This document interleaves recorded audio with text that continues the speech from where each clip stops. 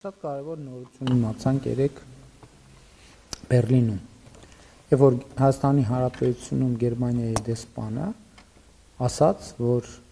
մյուս տարվանից, հունվարից կամ գուցե փետրվարից Գերմանիայի դեսպանատանը այլևս հերթեր չեն լինի։ Ընդ որում մենք արդեն բավականին երկար ժամանակ աշխատում ենք Եվրամիության մեր գործընկերների հետ, ասելով, որ մարդիկ մեզ չեն հասկանում։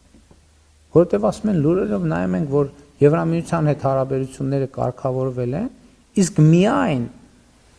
վիզա ստանալու դիմում հանձնելու համար մարդիկ 10 ամիս ստիպված են սպասել։ Եվ հիմա առաջին արձագանքը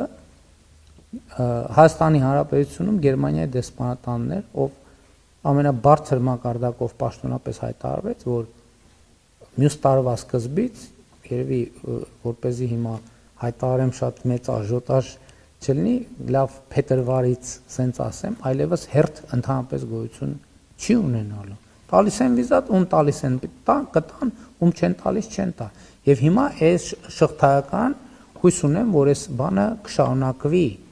նաև մյուս դեսպանատանների դեպքում, եւ մենք այս խնդրից կազատվենք։